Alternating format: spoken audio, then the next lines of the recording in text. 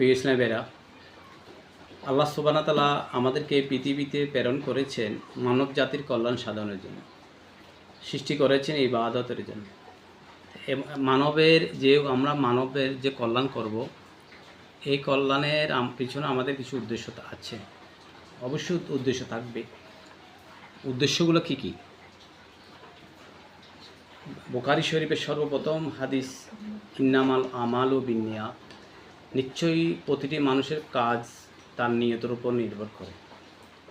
এখন আমার কষ্ট অর্জিত টাকা আমি শ্রম দিয়ে আমি মানব কল্যাণ করব, সেখানে আমার কল্যাণ অবশ্যই প্রাধান্য থাকবে। আমি কেন বা এই মহতি কাজ করব, এটার সাথে আমি আমার কষ্টের টাকা আমি শ্রম দিব, নিশ্চয় আমার সেখানে একটা স্বার্থ আছে। আমার স্বার্থটা কি?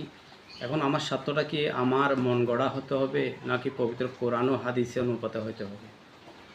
নিশ্চয় যেহেতু আমি আল্লাহ রাসূলের প্রতি ঈমান এনেছি, তাই আমার মাকসাদটা হতে হবে আল্লাহ কোরআনের হাদিসের পক্ষে, বিপক্ষে যাতে না যায়।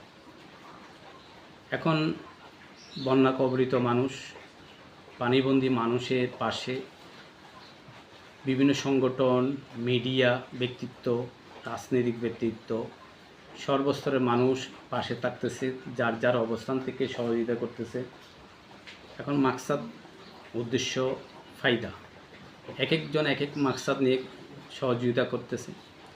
কিছু ইউটিউবার রয়েছে যাদের উদ্দেশ্য হলো যে মানুষকে কিছু টাকা পয়সা দিবে, কিছু খাবার দিবে, সেটা ভিডিও করবে, সে ভাইরাল হবে, সে ভিউয়ার্স কামাবে, সেটা হলো তার মাকসাদ গেল।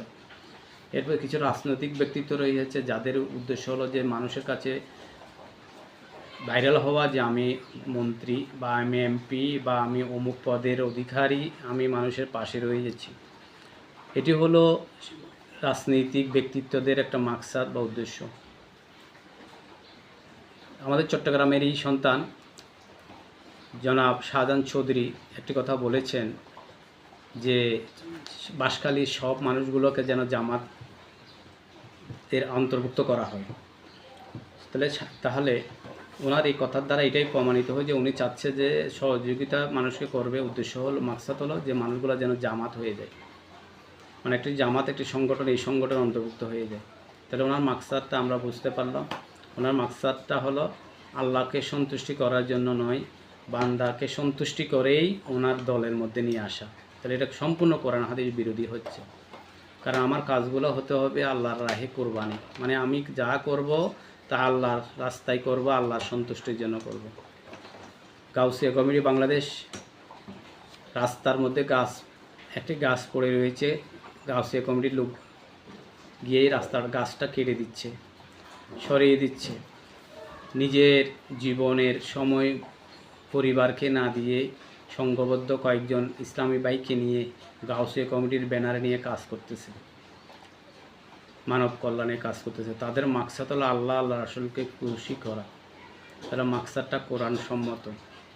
দাওয়াত ইসলামী বাংলাদেশ সারা ওয়ার্ল্ড ব্যাপী একটি সংগঠন, যেই সংগঠনটি 800 লোকের জন্য রান্না করা তাবারুক খানার ব্যবস্থা করেছে, বিরিয়ানি।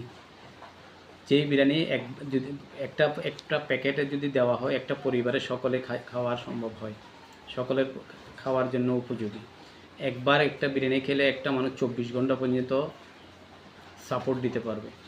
আর আপনি যদি তাহলে দাওয়াত ইসলামের যে খানাটা দিয়েছেন, সেটার মাকসাদ হলো খাওয়ার পরে শরীরে এনার্জি আসবে।